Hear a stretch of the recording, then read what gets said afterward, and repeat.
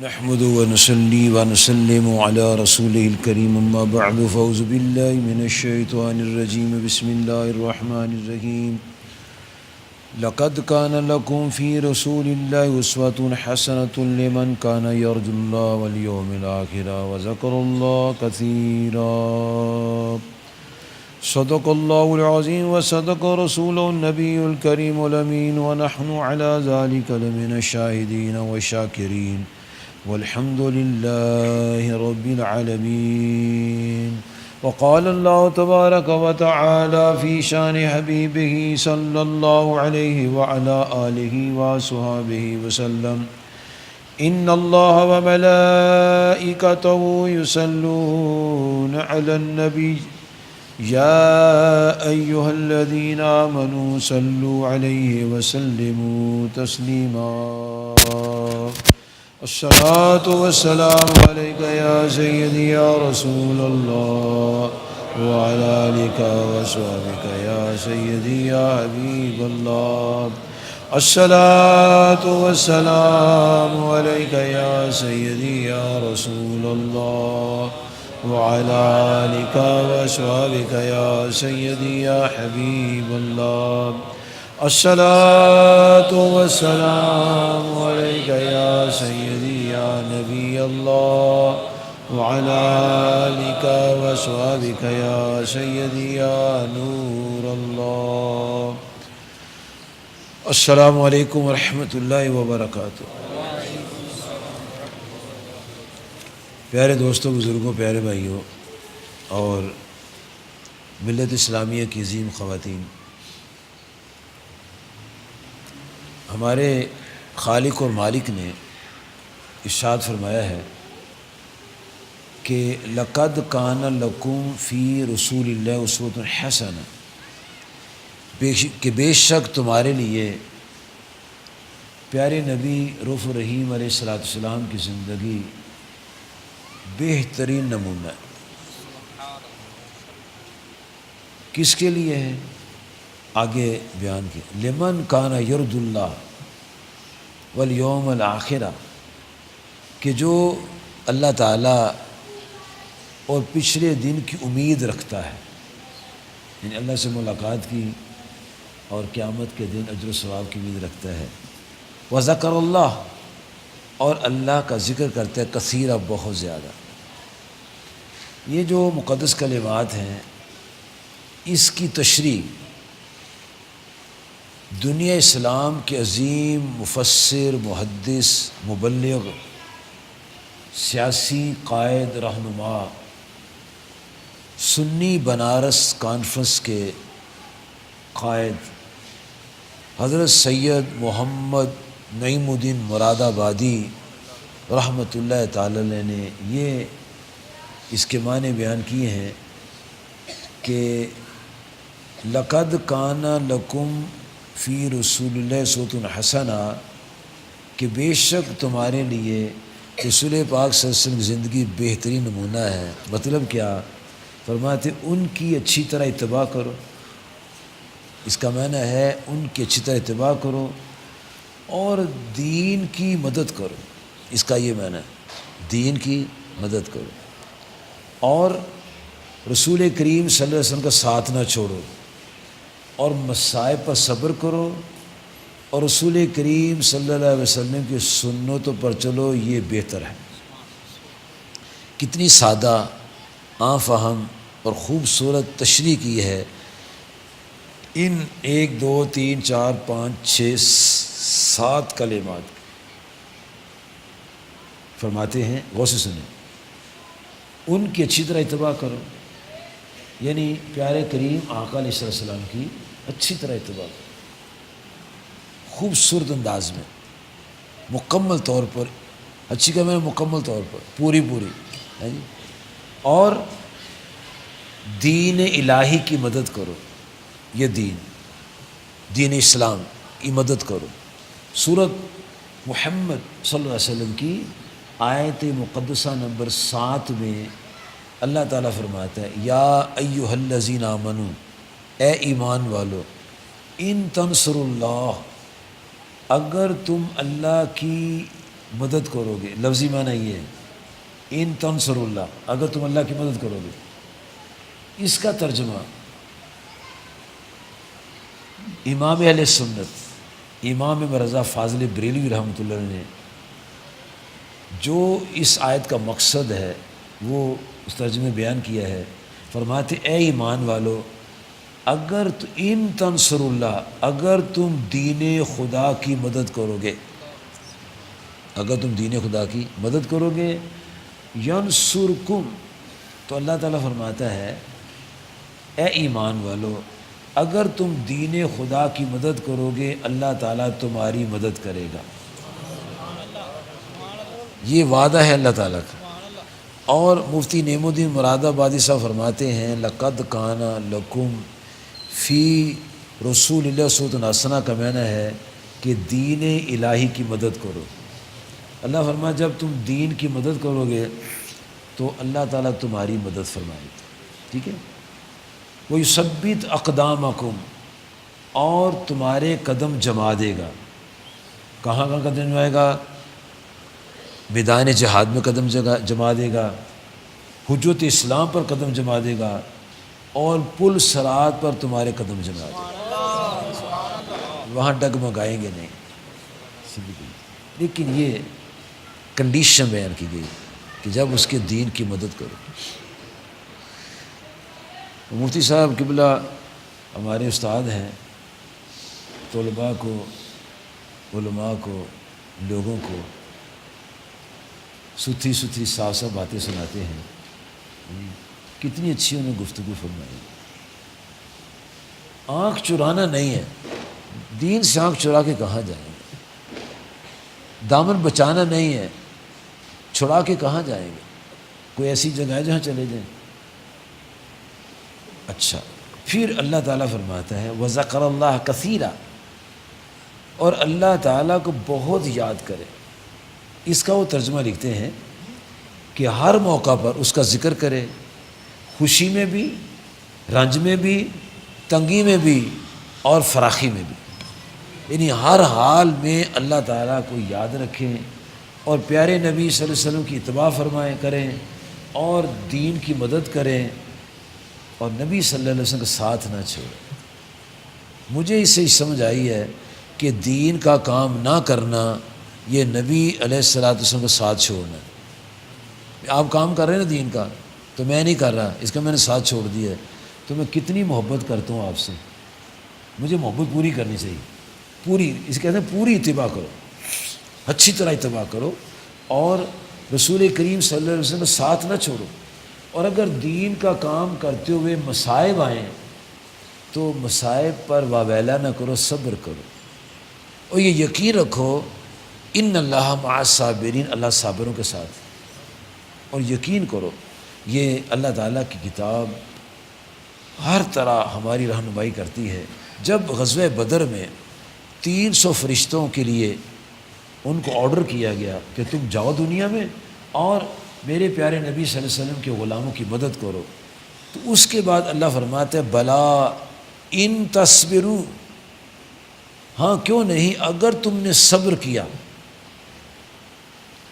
وتتقوا، اور تقوی اختیار کیا، وَيَأْتُوكُم مِّن فَوْرِهِمْ هَٰذَا يُمْدِدْكُمْ رَبُّكُم بِخَمْسَةِ آلَافٍ مِّنَ الْمَلَائِكَةِ مُصَوِّمِينَ، فرمایا ابھی تمہارے لیے 3000 فرشتے آئے ہیں، اور جب تم ثابت قدم ہو گئے، صبر سے کام لیا، تکالیف، پریشانیاں، تنگیاں برداشت کی، اور یہ کہا کہ ہم تو اللہ کے کام میں لگے ہوئے ہیں اور یہ اللہ کی طرف سے ہے، ہم نے ثابت قدمی سے چلنا ہے، تو اللہ تعالیٰ فرماتا ہے پھر 5000 فرشتے آئیں۔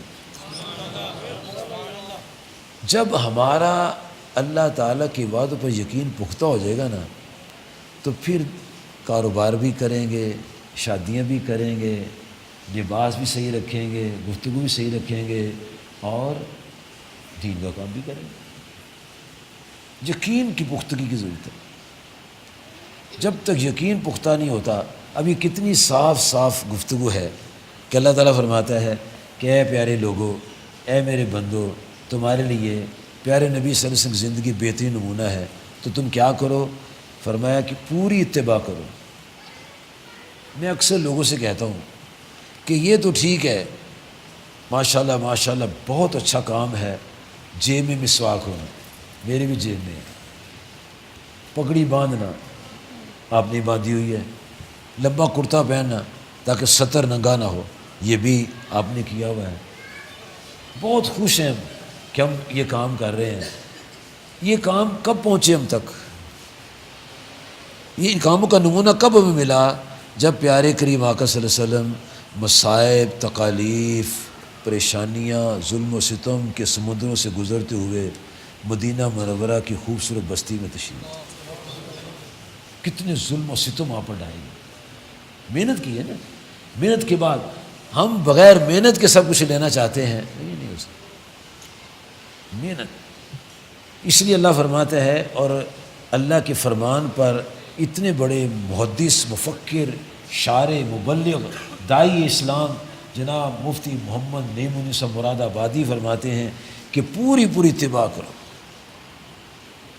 سنت ہے مسواک، اتباع ہو گئی، پگڑی باندھنی اتباع ہو گئی، تو تبلیغ، یہ سارا کچھ تبلیغ کے بعد ملا ہے۔ سارا کچھ تو مسواک رکھنا مشکل بھی ہے، آسان بھی ہے۔ مسواک رکھنا مشکل بھی ہے، آسان بھی ہے۔ پگڑی باندھنا مشکل بھی ہے، آسان بھی ہے۔ آسان ان کے لیے ہے جو 24 گھنٹے پہنتے ہیں، مشکل ان کے لیے ہے کہ جو اسے نماز میں پہنتے آگے پیچھے نہیں پہنتے۔ پتہ نہیں ان کے دل میں کیا خیالات ہیں، وہ وہی بتا سکتے ہیں۔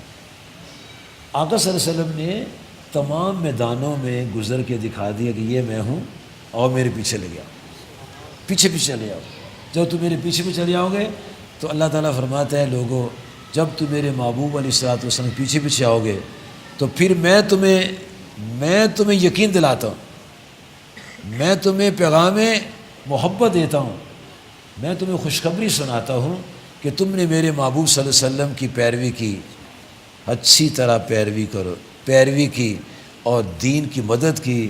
فرمایا تم پریشان نہیں ہونا، آئیں گی مشکلات، وقت دینا پڑے گا، لیکن اللہ فرماتا ہے اس وقت کے بدلہ میں مجھے تم سے محبت کے جواب میں کیا عطا کرنا ہے، وہ یہ ہے، نمبر 1، میں خود تم سے محبت کروں گا اور تمہارے کہے بغیر ہی تمہارے سارے گناہ معاف کر دوں گا۔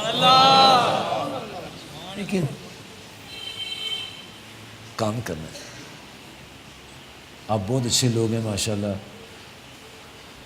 آپ دیہاتوں سے آئے ہیں، عید کے لیے دیہاتوں میں گئے ہوئے تھے۔ یہ میں بچے دیکھ رہا ہوں، یہ جو علامہ صاحب بھی گئے ہوں گے دیہات میں، یہ علامہ مفتی صاحب بھی گئے ہوں گے دیہات میں، یہ بھی دیہات سے آئے ہیں، یہ بھی دیہات سے آئے ہیں جی۔ ہم لوگ تو ادھر ہی رہتے ہیں، ہمارا نا آسان ہے، گھر سے ادھر آگے، چوئی شہباز کا بھی آسان ہے، یہ 7 گھر ہے تو آگے۔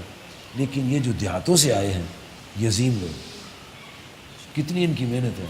اور اگر یہ میں عرض کروں کہ جو یہاں سے بھی ہیں، بڑی غنیمت کی بات ہے کہ چھٹیوں میں آ گئے، اس لیے یہ ہے کہ مکمل پیروی ہے، مکمل پیروی۔ اور ابھی میں کچھ حرکات و سکنات دیکھ رہا تھا، وہ آپ کی نظر تھی داعیان اسلام کی طرف اور میری نظر تھی سب لوگوں کی طرف۔ ایک آدمی کا بچہ کچھ مانگتا ہے، اس کا باپ اس کو بایاں سے چیز دیتا ہے بالفرض، تو یہ پتہ چلتا ہے کہ گھر میں بھی تربیت کا بھی ماحول نہیں بنا ہوا، اور نہ ہی اس کی توجہ ہے۔ اگر توجہ ہوتی تو دائیں ہاتھ سے دیتا، جو بھی مفتی شفقت صاحب بتا رہے تھے نا، توجہ ہوتی تو دائیں سے دیتا، لیکن وہ توجہ نہیں ہے۔ اس کا مطلب ہے گھر میں بھی قوا انفسکم واہلیکم نارا میں توجہ کی ضرورت ہے۔ گھر میں توجہ کریں گے تو بچے صحیح ہو جائیں گے۔ اب جب بیس ان کی صحیح بنے گی تو پھر گراؤنڈ بھی صحیح ہو جائے گی، ماحول بھی صحیح ہو جائے گا۔ اس لیے اللہ تعالیٰ کی بات پر یقین کی ضرورت ہے، بہت یقین کی ضرورت ہے۔ اور اللہ تعالیٰ کے وعدے کبھی کچے نہیں ہوتے۔ آپ کا میرا وعدہ کچا ہو سکتا ہے، لیکن اللہ تعالیٰ کا وعدہ اور نبی صلی اللہ علیہ وسلم کا وعدہ کبھی کچا نہیں ہو سکتا۔ جو فرما دیا وہ پرفیکٹ بات، اس میں تھاؤزنڈز کا بھی فرق نہیں ہے۔ جو انجینئرز ہیں ان کو پتہ ہے تھاؤزنڈز کیا ہوتا ہے، اتنا بھی فرق نہیں ہے اللہ کے وعدوں کے اندر۔ جو کہہ دیا فرما ٹھیک ہے۔ تو جب ہم اس کی بات کو مانیں گے اور ہمیں پھر امید ہوگی اللہ سے ملاقات کی اور قیامت کے دن کے اجر و ثواب کی، اور اس کی محبت میں اس کا ذکر کریں گے، اس کے پیارے نبی صلی اللہ علیہ وسلم کا ذکر کریں گے، تو اللہ تعالیٰ فرماتا ہے پھر میں نے تمہاری جنت کو تیار کر رکھا۔ اور آگے آتا ہے قالو، اور جب مسلمانوں نے کافروں کے لشکر دیکھے تو بولے ھذا ما وعدنا اللہ ورسولہ، کیا وہ جو ہمیں وعدہ دیا تھا اللہ تعالیٰ اس کے رسول پاک نے یہ ہے؟ کہا صدق اللہ ورسولہ، اللہ اس کے رسول کی بات سچی، ما زادہم الا ایمانا وتسلیما۔ اور انہوں نے اتنا بڑا لشکر دیکھنے کے بعد کہا ہمارے ساتھ جو اللہ کا وعدہ وہ سچا ہے، اس میں کوئی فرق نہیں آ سکتا، یہ کیا لشکر ہے، اس سے بھی دوگنا چگنا کیوں نہ بڑا ہوگا لشکر، ہمارے رب کا اور ہمارے پیارا کا مولا کا وعدہ سچا ہے۔ اور ان کے اس بات کے کہنے پر کیا ہوا، ان کا ایمان بھی ترقی کر گیا اور ان کی تسلیم و رضا کی قوت جو وہ بھی مضبوط ہو گئی۔ تو یہ ہے کہ ہمیں یقین کامل جو ہے اللہ تعالیٰ کی ذات سے ہونا چاہیے، ڈگمگانا نہیں چاہیے، ڈگمگانا۔ پیارے نبی کریم صلی اللہ علیہ وسلم سے لے کر پیچھے جائیں، آپ آخری نبی ہیں، اور نوح علیہ السلام مبلغ اسلام، پہلے داعی اسلام ہیں، آدم علیہ السلام سب کے پردادا جی ہیں۔ آدم علیہ السلام کے بعد نوح علیہ السلام سے لے کر ہمارے آقا صلی اللہ علیہ وسلم تک 1,24,000 انبیاء نے جو دعوت دی ہے، اس دعوت میں بنی اسرائیل کے دور میں 43 انبیاء ایک دن میں شہید کر دیے گئے کہ کیوں کہتے ہو اللہ ایک ہے بت جھوٹے۔ ان کے اندر اتنی محبت تھی بتوں کی، خدا کی قسم ہو۔ اسی لیے اللہ تعالیٰ نے یہ فرمایا یحبونہم کحب اللہ والذین آمنوا اشد حبا للہ، کہ وہ بتوں سے ایسے محبت کرتے ہیں جیسے اللہ سے محبت کرنی چاہیے، لیکن اللہ کے جو بندے ایمان والے وہ اللہ کی محبت بڑے مضبوط ہوتے ہیں۔ مشرکین نے، بت پرستوں نے بتوں کی محبت میں 43 نبی شہید کر دی ایک دن میں۔ بتوں کی محبت میں یحییٰ علیہ السلام کو شہید کر دیا، زکریا علیہ السلام کو شہید کر دی، اور اپنے ان کے تصورات تھے ان کو غالب کرنے کے لیے کتنی انہوں نے محنت کی ہے کہ ہمارے بتوں کی حکومت غالب آ جائے، حالانکہ جھوٹے ہیں، لکڑی کے گروندے ہیں، پتھر کے گروندے، مٹی کے گروندے، چاندی پتل تانبے کے بنے ہوئے ہیں۔ ان چاندی پتل تانبے کے بتوں کو جو اپنے ہاتھوں سے گڑا ہے، کتنی انہوں نے محنت کی ہے۔ بدر میں بندے اپنے 70 مروا لیے لیکن بتوں کا ساتھ نہیں چھوڑا۔ احد میں 70 صحابہ شہید کر دیے، اپنے بتوں کا ساتھ نہیں چھوڑا۔ ہر جگہ بتوں کے لیے لڑ رہے تھے، اللہ کے لیے لڑ رہے تھے، اور جو اللہ کے لیے لڑ رہے تھے، ہمارے بابی نگینہ سرکار رحمۃ اللہ خوب یہ ترجمہ فرمایا کرتے تھے، فرماتے تھے کہ مومن کا اور کافر کا فلسفہ کیا ہے۔ فرماتے تھے کافر کا فلسفہ یہ ہے کہ مومن کا اور کافر کا فلسفہ بتاتے فرق یہ ہے، مومن کہتا ہے کہ مارا تو غازی، مارا تو مر گئے تو شہید، یہ مومن کا فلسفہ ہے۔ اور کافر کا تخت یا تختہ، تخت یا تختہ، یا تخت مل جائے اپنا تختہ ہو جائے گا۔ اور مومن کہتا ہے، مومن کا فلسفہ یہ ہے کہ مارا تو غازی، مر گئے تو شہید، نہ ملے تو روزہ، مل جائے تو عید۔ مومن کا فلسفہ بڑا خوبصورت ہے، ہر حال میں مومن کامیاب، ہر حال میں مومن کامیاب ہے۔ ہمیں کسی بھی محاذ میں کہاں ناکامی نہیں، میں بتا دوں آپ، تکلیف میں بھی ناکامی نہیں ہے، خوشی میں بھی ناکامی نہیں ہے۔ دیکھو عید کے دن لوگ کتنی خوشی سے آ رہے تھے، پاک سب کپڑے پہنے، خشموں لگائی ہیں اور پھول لگائے ہوئے ہیں یا رومال لگائے ہوئے ہیں، جناب کئی ٹوپیاں پہنی ہیں، کئی نئی پگڑیاں باندھی ہیں، کئی نے جناب کیا کیا انداز ہیں ان کے آئے ہوئے، اور سڑکوں میں، گلیوں میں، نکروں مسجدوں کے دروازوں پر فرشتے آپس سے باتیں کر رہے ہیں، یہ کدھر جا رہے ہیں؟ وہ کہتے ہیں یہ مزدور ہیں، مزدوری لینے جا رہے ہیں۔ تو اللہ تعالیٰ پوچھتا ہے فرشتوں ان کی مزدوری کیا ہے؟ یا اللہ اس کی مزدوری مالک و خالق کے پاس ہے. یہ کیا ہے؟ یا اللہ بخشش کے پروانے. یہ مومن جو ہے عید کو بھی بخشا ہوا ہے، روزے میں بخشا ہوا ہے، اتقاء میں بخشا ہوا ہے، یہ بخار میں بخشا ہوا ہے. ہر حال میں اس پر اللہ کی رحمت ہے. اور لکھنے میں حروف کم ہیں، ثواب میں بہت زیادہ ہے. مثلا سبحان اللہ 100 دفعہ سویرے کہہ لو، سبحان اللہ 100 دفعہ شام کو کہہ لو، 100 حج کا ثواب ہے. سبحان و بحمدہ ہی کہہ لو، کہیں سبحان و بحمدہ ہی. اتنا کہنے پر آسمان زمین کا خلا نیکیوں سے بھر گیا. مومن کو تو گھاٹے کوئی نہیں ہے. اتنے انعامات ملے ہوں تو کام نہ کریں تو پھر اچھی بات تو نہیں ہے نا. ہمارا کام جو ہے، سب کا کام جو ہے، چھوٹوں بڑوں سب کا کام جو ہے، گھروں میں کام جو ہے، بازاروں میں، دکانوں میں، فیکٹریوں میں جو کام ہے وہ کیا ہے؟ لقد کان لکم فی رسول اسوۃ حسنہ. اچھی طرح ان کی پیروی کرنی ہے.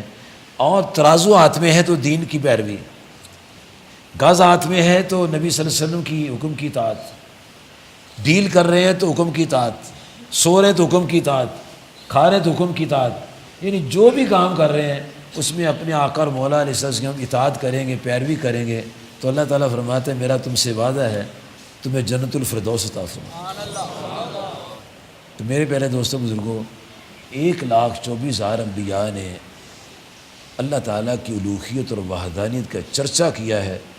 اس چرچے میں صرف ایک دن کی بات میں کرتا ہوں، 43 انبیاء اور 70 مبلغین بنی اسرائیل نے قتل کر دی کہ تم کیوں کہتے ہو اللہ ایک ہے.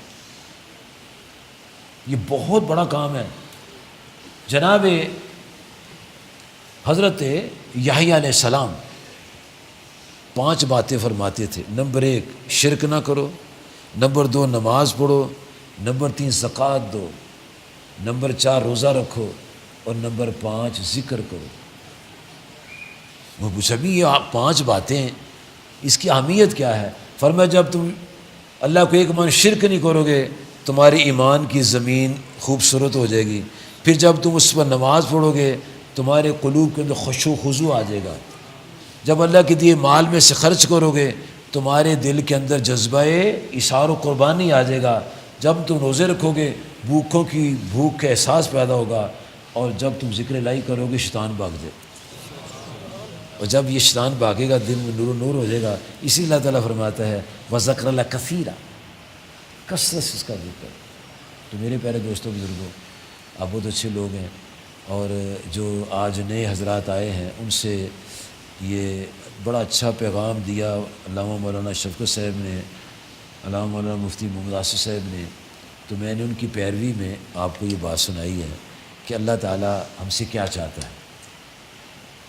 ماں چاہتی ہے پیسے آئیں، نیک ماں چاہتی ہے منڈا نماز پڑھے، بیوی چاہتی ہے میرے لیے کپڑے لائے، سرخی پاؤڈر لائے، میرے معاملات میں میرے تعاون کرے، میری مدد کرے، مجھے پیسے دے، کھانے کی چیزیں دے، کپڑے لا کر دے، کھانے چیزیں لا کر. اللہ بھی کہتا ہے، اللہ بھی ورزقہم وکسوہم ورزقہم وکسوہم وَلِلْمَوْلُودِ رِزْقُهُنَّ وَكِسْوَتُهُنَّ. اللہ بھی فرماتے ہیں ان کو روٹی کپڑا پانی دو. یہ مطالبات ہیں. اب ایک مطالبہ ہے تو اپنا مطالبے رکھیں کہ آپ یہ کہتے ہیں تو یہ بھی کام کرو. لیکن یاد رکھیں جن کی بھی شادیاں نہیں ہوئی وہ آج سے فیصلہ کر لیں کہ جس دن ہماری بیوی آتی ہے ہمارے گھر میں ہم نے حقوق زوجی ادا کرنے سے پہلے سے عہد لینا ہے کہ نماز نہیں چھوڑنی، مکان کی کوٹھی کی چھت پر جا کے دیواروں سے جھانکنا نہیں ہے، بے پردہ نہیں ہونا. اگر پہلے دن آپ کامیاب ہو گئے سمجھانے میں آپ کی زندگی خوبصورت ہو جائے. اور پہلے دن ہی سمجھایا کہ وہ سمجھا لیں گے تو پھر ہاتھ میں چیز نہیں آئے گی، پھر مسئلہ ختم ہو جائے گا. اور پھر کیا ہوگا؟ منڈے روئیں گے، مائیں روئیں گی، بچے روئیں گے جو رو رہے ہیں، بے بس ہو جائیں گے. ہر کام کا طریقہ ہوتا ہے. ہمیں ہمارے آقا مولا صلی اللہ علیہ وسلم نے گھر سے بات سکھائی ہے. ہمارے نبی صلی اللہ علیہ وسلم گھر میں بھی تبلیغ فرماتے تھے. اور میں جب دیکھا میں نے ایک بچے کو اس کا باپ بائیں ہاتھ سے اس کی طلب پر کوئی چیز پیش کر رہا ہے تو میرے دل نے کہا گھر میں تربیت نہیں ہوئی ہے، اس لیے باپ بھی الٹا جا رہا ہے اور بچہ بھی الٹا جا رہا ہے. اگر باپ کو خود اپنی تربیت میں کسی ماحول میں بیٹھا ہوتا تو وہ دائیں ہاتھ سے چیز دیتا ہے، بیٹا بھی اگر بیٹا آپ بائیں ہاتھ کا تو اس کو سکھانے نہیں بیٹے دائیں ہاتھ سے دو. تو گھر سے چلنا ہے، پھر اپنے ماحول میں آنا ہے، معاشرے میں آنا ہے. انشاءاللہ تعالیٰ جب ہم فیلڈ میں آئیں گے، معاشرے میں آئیں گے اور اخلاص سے کام کریں گے تو اللہ تعالیٰ کے فضل و کرم سے اللہ تعالیٰ ہماری مدد فرمائے گا. اللہ تعالیٰ کو سلامت رکھے.